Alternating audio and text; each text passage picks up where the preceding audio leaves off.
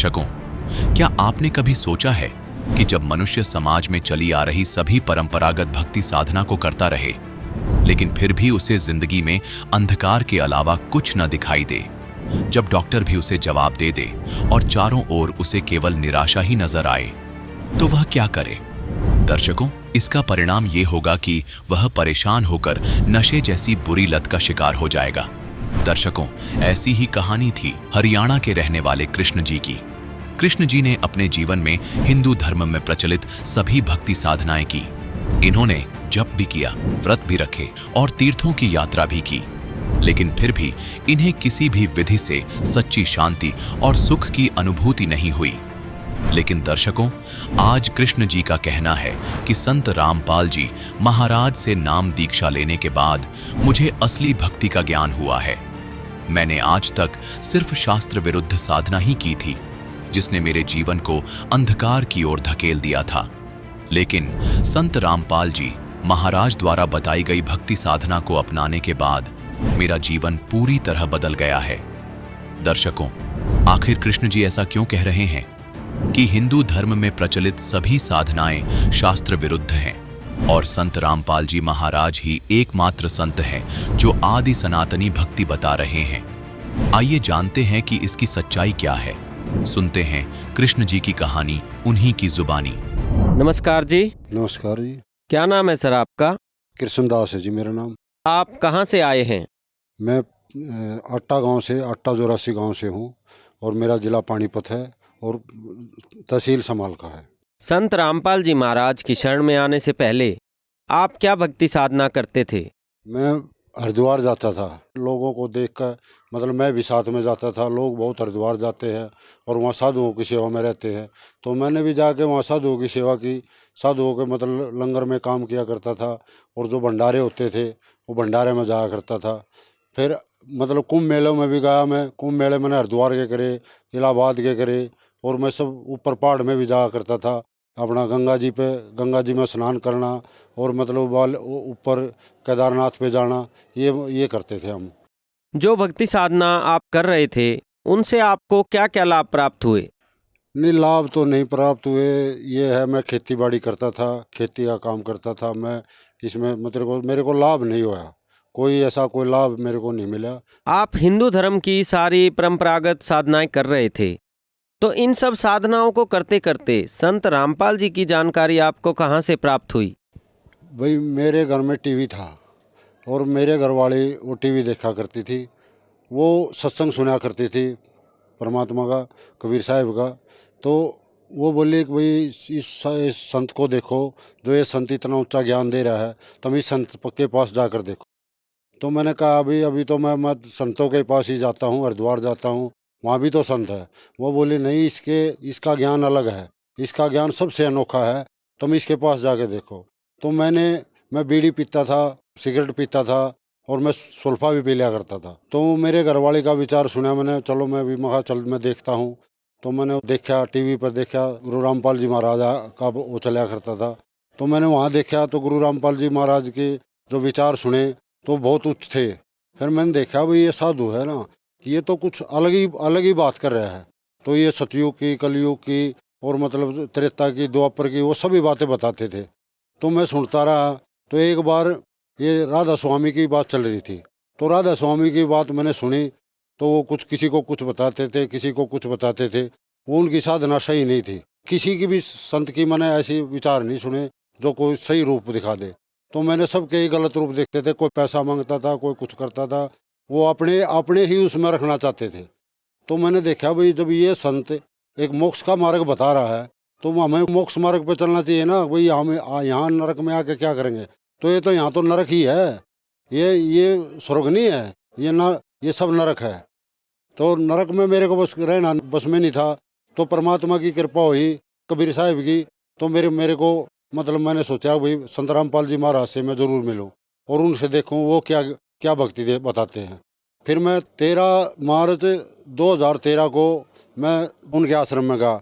मेरे गोद में 2 बीड़िया के बंडल भी थे और सिगरेट भी थी और माचिस भी थी।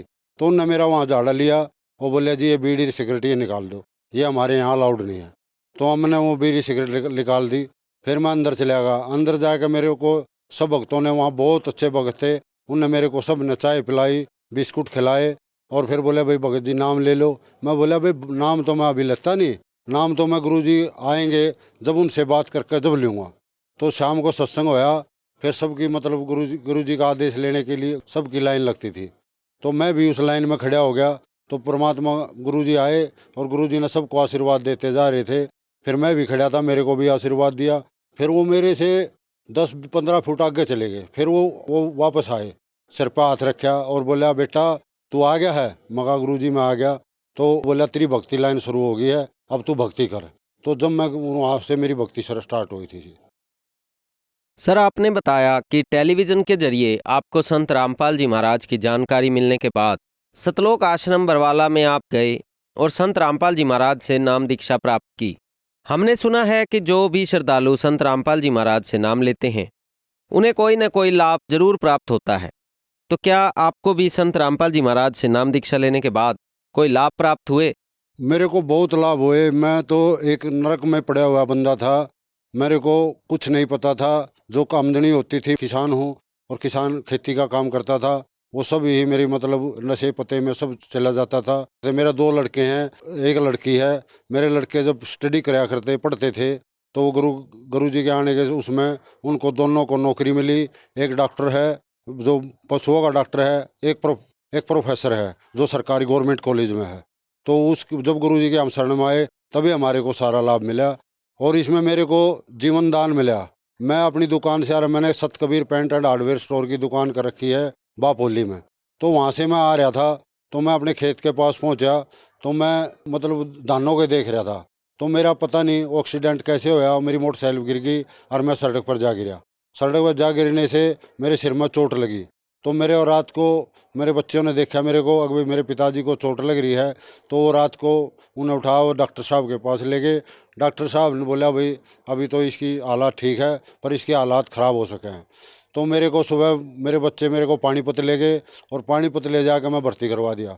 तो डॉक्टर साहब बोले भाई इसकी बचने की कोई उम्र नहीं है, इसके सिर में बहुत गहरी चोट है। तो वो बच्चे भी बेचारे, वो घरवाली भी रोने लग गई और बच्चे भी रोने लग गए। तो वो बोला भाई इसका ऑपरेशन मैं 72 घंटे के बाद कर सकता हूँ, अगर ये 72 घंटे तक जी गया तो मैं इसका ऑपरेशन कर सकता हूँ, नहीं मैं कोई ऑपरेशन नहीं करूँगा। तो वो बच्चे बोले जी ठीक है, नहीं हम इनको दिल्ली ले जाते हैं। तो 72 घंटे इंतज़ार किया। क्यों, मेरे को जब मैं अस्पताल में भर्ती होया तो मेरे पास गुरुजी आ गए, गुरु रामपाल जी महाराज आ गए। मैं पढ़ा था, गुरु रामपाल जी महाराज बोले अगर बेटा तेरा कुछ नहीं होगा, तेरी भक्ति उम्र बढ़वा दी है और तू भक्ति कर। तो मेरा ऑपरेशन होया। फिर मेरे को उसमें धर्मराज के लोक में भी गया हूँ और धर्मराज के लोक में भी मैंने देखा बहुत बुरा हाल था और वहाँ सबकी परीक्षा ली जा रही थी, कोई नरक में भेज रहा था, कोई स्वर्ग में भेज रहे थे।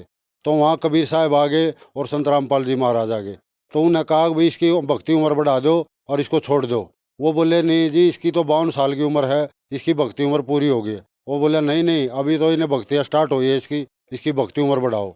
तो उनके कहने से, गुरुजी के कहने से और परमपिता परमात्मा के कहने से मेरी भक्ति उम्र बढ़ाई गई। और मैं जब नीचे आया तो मेरे को तो अस्पताल वाले तो कहते थे ये तो कोमा में चलेगा, मैं किसी से बात नहीं कर सकूँ था, कुछ नहीं कर सकूँ था। जब मैं 14वें दिन मेरे सांस जागृत हुए तो वो सबका, डॉक्टरों को भी खुशी हुई और सब कहा भाई ऐसा तो हो नहीं सकता। तो ऐसा नहीं हो सकता। वो मेरे से बोले भाई ऐसे कैसे होया।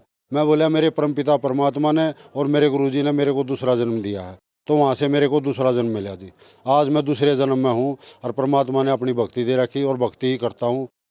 संत रामपाल जी महाराज से नाम दीक्षा प्राप्त करने के बाद आपको आर्थिक, भौतिक और शारीरिक रूप से लाभ प्राप्त हुए। यहाँ तक कि संत रामपाल जी महाराज ने आपको जीवन दान प्रदान किया। डॉक्टरों ने आपको ऑपरेशन करने से मना कर दिया था। हॉस्पिटल की सारी फैकल्टी कह रही थी कि आपका बचना मुश्किल है, लेकिन वहाँ भी संत रामपाल जी महाराज ने आपको फिर से जीवन दान दिया। तो जो श्रद्धालु आज आपको सुन रहे हैं, आप उनको क्या संदेश देना चाहेंगे?